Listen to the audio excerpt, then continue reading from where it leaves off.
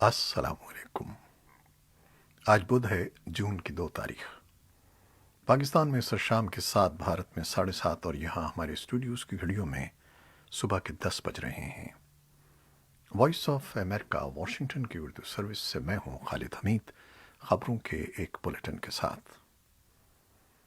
افغانستان میں متحارب فریقین کے نمائندے رواں ہفتے قطر میں مذاکرات میں شرکت کریں گے، جس میں دیگر اہم معاملات سمیت کشیدگی میں کمی لانے کا معاملہ سر فہرست ہوگا۔ پاکستان میں اعلیٰ ترین سرکاری ذرائع نے وائس آف امریکہ کو بتایا ہے کہ یہ مذاکرات جمعرات کو قطر کے دارالحکومت دوحہ میں شروع ہوں گے، جن میں طالبان اور افغان حکومت کے مذاکرات کار شریک ہوں گے۔ ذرائع نے دعویٰ کیا کہ ان مذاکرات کے انعقاد کی کاوشوں میں پاکستان نے بھی اپنا کردار ادا کیا ہے۔ افغان حکام نے تصدیق کی ہے کہ افغان مذاکرات کاروں کا وفد منگل کو دوحہ روانہ ہو گیا۔ البتہ انہوں نے یہ نہیں بتایا کہ طالبان نمائندوں سے ان کی ملاقات کب متوقع ہے۔ دوحہ میں موجود طالبان کے ترجمان محمد نعیم نے وائس آف امریکہ کو بتایا کہ مذاکرات کی تاریخ کا تعین نہیں کیا گیا۔ انہوں نے کہا کہ وہ ہمیشہ مذاکرات کے عمل میں شرکت کے خواہاں رہے ہیں۔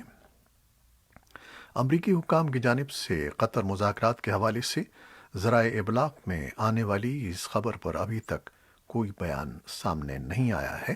البتہ امریکی سینٹرل کمانڈ نے منگل کے روز کہا کہ افغانستان سے 30 سے 44% تک واپسی مکمل ہو چکی ہے اور 6 فوجی تنصیبات افغان سیکیورٹی فورسز کے حوالے کی جا چکی ہیں، جبکہ آنے والے دنوں اور ہفتوں میں مزید فوجی اڈے افغان فورسز کو سونپ دیے جائیں گے۔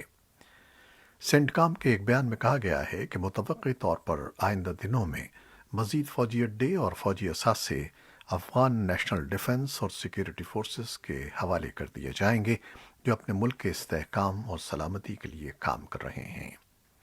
فرانسیسی خبر رساں ادارے AFP نے اپنی خبر میں افغان اور امریکی حکام کے حوالے سے بتایا ہے کہ امریکہ آئندہ 20 روز میں بگرام ایئر بیس بھی افغان حکومت کے حوالے کر دے گا۔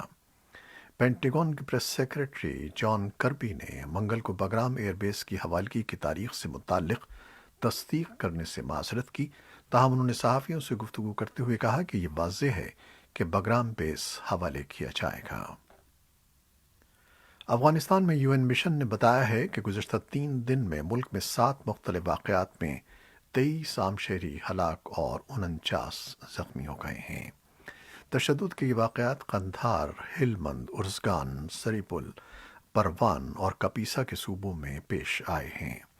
اقوام متحدہ کے مشن نے کہا ہے کہ بہت سے سویلینز افغان نیشنل آرمی اور طالبان دونوں متحارب فریقوں کی کارروائیوں میں ہلاک اور زخمی ہو رہے ہیں۔ مشن نے کہا کہ وہ اپنی رپورٹ دونوں فریقوں کو بھجوا رہا ہے اور ان پر زور دے رہا ہے کہ وہ عام شہریوں کے تحفظ کے لیے تمام ممکنہ اقدامات کریں۔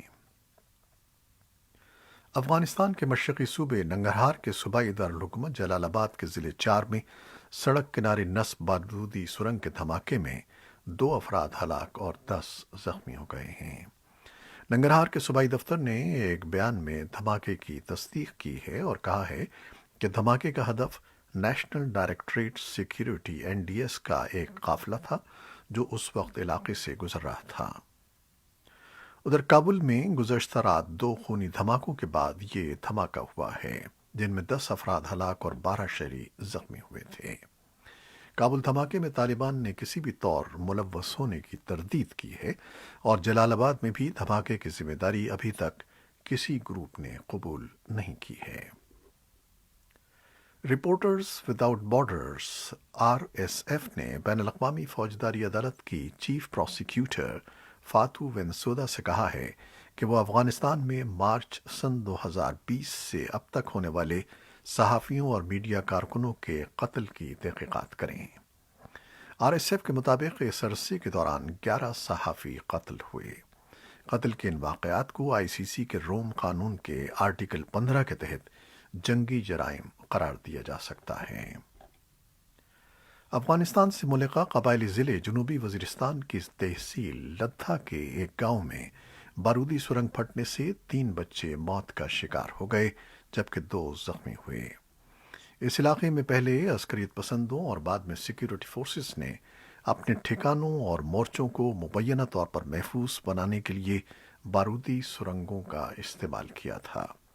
حکام کا کہنا ہے کہ بارودی سرنگوں کو ناکارہ بنانے کا عمل جاری ہے۔ اور پاکستان اور تاجکستان نے مختلف شعبوں میں تعاون کے معاہدوں پر دستخط کیے ہیں، جن میں پاکستان میں تیار کردہ ہتھیاروں کی وسطی ایشیائی ملک کو فروخت شامل ہے۔ اس سے پہلے تاجک صدر امام علی رحمان جب 2 روزہ دورے پر اسلام آباد پہنچے تو ہوائی اڈے پر وزیر اعظم پاکستان عمران خان نے ان کا استقبال کیا۔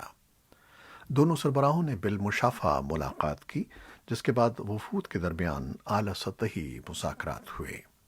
اس موقع پر وزیر اعظم عمران خان نے تاجکستان کے ساتھ دفاعی روابط بہتر بنانے پر زور دیا۔ پاکستان میں انسداد پولیو پروگرام کے حکام کا کہنا ہے کہ پاکستان میں جاری کرونا وائرس کی وبا کے باعث لوگوں کی نقل و حرکت محدود ہونے سے ملک میں رواں سال پولیو وائرس کے مثبت کیسوں کی شرح میں غیر معمولی کمی واقع ہوئی ہے۔ سرکاری اعداد و شمار کے مطابق رواں برس وائلڈ پولیو کا صرف ایک کیس سامنے آیا ہے، جبکہ گزشتہ برس اسی عرصے کے دوران پولیو وائرس سے 50 بچے متاثر ہوئے تھے، لیکن انسداد پولیو پروگرام کے حکام کا کہنا ہے کہ ملک سے پولیو کے خاتمے کی راہ میں سب سے بڑا چیلنج وہ 2% بچے ہیں جن کے والدین انہیں پولیو سے بچاؤ کے قطرے پلوانے سے مسلسل انکار کرتے آ رہے ہیں۔ امریکہ کے صدر جو بائیڈن منگل کی شام ٹلسا اوکلاہوما کے ایک روزہ دورے کے بعد واپس وائٹ ہاؤس آ گئے ہیں۔ انہوں نے منگل کو جذباتی انداز میں ٹلسا کے سانحے کو یاد کیا، جہاں 100 سال پہلے ترقی کرتی ہوئی سیاہ فام آبادی کا قتل عام کیا گیا تھا۔ صدر بائیڈن نے کہا کہ وہ امریکہ میں نسلی تشدد کے طویل جبر اور سیاہ باپ کے بارے میں خاموشی توڑنے آئے ہیں۔ انہوں نے ایسے اقدامات کا بھی اعلان کیا جن سے ان کے مطابق سیاہ اور سفید فام لوگوں میں معیار زندگی کا فرق کم ہوگا۔ اس سے پہلے وائٹ ہاؤس نے ایک بیان میں کہا کہ اس نے معیار زندگی میں فرق کم کرنے اور ناکام پالیسیوں کی وجہ سے پیچھے رہ جانے والے طبقوں میں سرمایہ کاری کی کوششوں کا آغاز کیا ہے۔ حکومت رنگدار اور پسماندہ طبقوں کے لوگوں کے مکان خریدنے اور ان کے چھوٹے کاروباروں میں مدد کے منصوبوں کے لیے رقوم مختص کرے گی۔ امریکی وزیر خارجہ اینٹنی بلنکن نے وسطی امریکہ میں جمہوریت اور انسانی حقوق کی صورتحال پر تشویش کا اظہار کیا ہے اور حکومتوں پر زور دیا ہے کہ وہ غیر قانونی امیگریشن پر قابو پانے میں ساتھ دیں۔ انہوں نے ان خیالات کا اظہار منگل کو خطے کے دورے میں کیا۔ کوسٹاریکا کے صدر کارلوس ایلوراڈو کے ساتھ مشترکہ پریس کانفرنس میں بلنکن نے کہا کہ امریکہ خطے میں اپنے شراکت داروں کی جانب سے پناہ گزینوں کا دباؤ روکنے کا عزم دیکھنا چاہتا ہے۔ انہوں نے کہا کہ پناہ گزینوں کے مسئلے پر قابو پانے کے لیے علاقائی تعاون اب ہمیشہ سے زیادہ اہم ہو گیا ہے۔ اسرائیل میں نظریاتی طور پر تقسیم لیکن وزیر اعظم نیتن یاہو کو ہٹانے پر متفق سیاسی جماعتوں کے پاس مخلوط حکومت پر سمجھوتہ کرنے کے لیے آج آخری دن ہے۔ یش پارٹی کے سربراہ یائر لیپڈ اس جدوجہد میں پیش ہیں۔ نیتن یاہو مئی کے آغاز میں حکومت سازی کی کوشش میں ناکام رہے تھے، جس کے بعد اسرائیلی صدر ریولن نے یائر لیپڈ کو 120 رکنی ایوان میں اکثریت کی حمایت حاصل کرنے کا موقع دیا ہے۔ اس کے امکانات اتوار کو اس وقت روشن ہوئے جب یامینہ پارٹی کے قائد نفتالی بینٹ نے اتحادی حکومت میں شمولیت کا عندیہ دیا۔ سمجھوتے کی صورت میں خود بینٹ 2 سال کے لیے وزیر اعظم بنیں گے، جس کے بعد لیپڈ وزارت عظمیٰ سنبھالیں گے۔ اور اب کورونا وائرس سے متعلق خبریں۔ یورپین کونسل نے اعلان کیا ہے کہ یورپین یونین کے رکن 27 ممالک کے کورونا وائرس سے بحالی کے مالی منصوبے کی منظوری کے بعد اس پر عمل درآمد جون سے شروع ہو سکے گا۔ یورپین کونسل کے چیئرمین اور پرتگال کے وزیر اعظم انٹونیو کوسٹا نے پیر کو آگاہ کیا کہ یونین اب اس قابل ہے کہ وہ یورپین شہریوں کی سماجی اور معاشی بہتری کے لیے فنڈ مختص کر سکے۔ یونین کے تمام ممالک سے منصوبے کی منظوری کے بعد اب اس پر عمل درآمد کے لیے فنڈنگ کا انتظام کیا جائے گا۔ عالمی ادارے صحت کے رکن اقوام نے بین الاقوامی وبائی رد عمل کے معاہدے کے نکات پر مذاکرات کے منصوبے کی منظوری دے دی ہے۔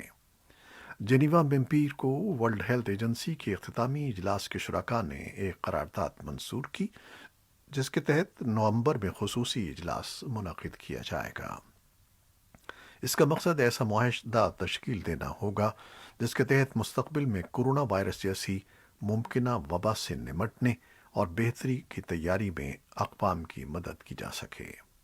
2019 کے آخر سے اب تک جاری وبا سے دنیا بھر میں 17 کروڑ افراد بیمار ہو چکے ہیں اور 35 لاکھ اموات ہوئی ہیں۔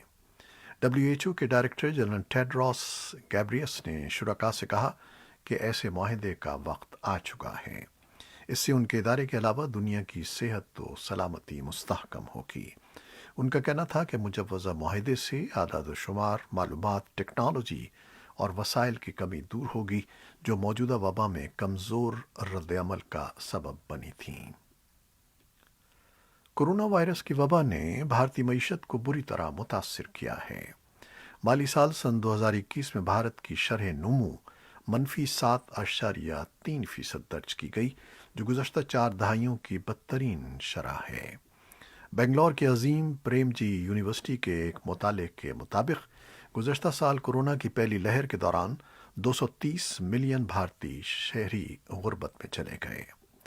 بھارتی معیشت کی نگرانی کرنے والے ادارے کے مطابق کورونا کی دوسری لہر کے دوران نافذ کیے جانے والے لاک ڈاؤن کی وجہ سے 73 لاکھ افراد نے صرف اپریل میں اپنا روزگار گنوا دیا۔ رپورٹوں کے مطابق غیر منظم شعبے کے 90% کارکنوں کو حکومت کی جانب سے کوئی مالی تحفظ حاصل نہیں ہے اور لاکھوں افراد حکومت کی جانب سے دیے جانے والے راشن کے حصول کے حقدار نہیں ہیں۔ ایرانی بحریہ کا سب سے بڑا جنگی جہاز آگ لگنے کے بعد خلیج عمان میں ڈوب گیا ہے۔ یہ بات ایران کے سرکاری میڈیا نے بدھ کو بتائی۔ اطلاعات کے مطابق خارق نامی جہاز جاسک کے بندرگاہ کے قریب ڈوبا۔ اس کا تمام عملہ بحفاظت نکلنے میں کامیاب رہا۔ یہ معلوم نہیں ہو سکا کہ آگ کیسے لگی۔ خارق ایران کے ان چند جہازوں میں سے ایک تھا جو سمندر میں موجود دوسرے جہازوں کو ایندھن فراہم کر سکتے ہیں۔ امریکہ نے کہا ہے کہ وہ مصر کے ساتھ انسانی حقوق کے معاملے پر تعمیری مذاکرات کا ارادہ رکھتا ہے۔ یہ بیان ایسے موقع پر سامنے آیا ہے جب انسانی حقوق کی تنظیموں اور سماجی کارکنوں نے مصر میں انسانی حقوق کی پامالی کی جانب توجہ دلائی ہے۔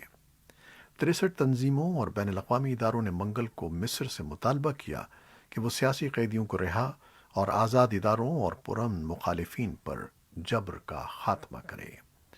ہیومن رائٹس واچ اور دوسری تنظیموں نے ایک بیان میں کہا کہ صدر عبد الفتاح السیسی آزاد اداروں اور پرامن مخالفین کے خلاف کارروائیاں فوری طور پر روکیں۔ یہ مطالبہ واشنگٹن میں قائم تنظیم دی فریڈم انیشیٹو کی حالیہ رپورٹ کے بعد کیا گیا ہے، جس کے مطابق مصر میں گرفتاریوں، قید اور حقوق کی پامالی کی وسیع پیمانے کی اور منظم مہم امریکی سرزمین تک پہنچ چکی ہے۔ مصری حکام کا موقف ہے کہ انسانی حقوق کا مطلب آبادی کی اکثریت کا معیار زندگی بہتر بنانا ہے، سیاسی آزادی یا سیاسی برداشت نہیں۔ سعودی عرب کے وزیر برائے مذہبی امور نے مساجد کے اسپیکرز کی آواز کم کرنے اور صرف اس اذان و اقامت کے لیے استعمال کرنے کے فیصلے کا دفاع کیا ہے۔ وزیر مذہبی امور کا کہنا ہے کہ یہ اقدام شہریوں کے شور کی شکایات کے بعد کیا گیا ہے۔ گزشتہ ہفتے سعودی عرب کی وزارت مذہبی امور نے مساجد کے اسپیکرز کے حوالے سے اہم پالیسی نافذ کی تھی، جس کے تحت اسپیکرز کی آواز کا اس کی 1/3 پر استعمال کیا جائے گا، جبکہ اسپیکرز صرف اذان اور نماز سے قبل اقامت کے لیے ہی استعمال ہوں گے۔ قبل ازیں مساجد میں پوری نماز کی ادائیگی کے دوران اسپیکر کھلے رہتے تھے۔ حکومت کی نئی پالیسی کا ایک جانب جہاں کئی مساجد میں خیر مقدم کیا گیا ہے، تو سوشل میڈیا پر اس پر تنقید بھی کی جا رہی ہے۔ یہ تھیں وہ خبریں جو فیس بک لائیو پر ہم نے آپ کے لیے پیش کی۔ ہماری ویب سائٹ اور یوٹیوب پر یہ بلیٹن پوسٹ کر دیا جاتا ہے، جسے آپ بعد میں بھی دیکھ سکتے ہیں۔ ہمارے اس بلیٹن کو شیئر کرنا نہ بھولیے گا۔ خالد حمید کو اجازت دیجیے۔ اللہ حافظ۔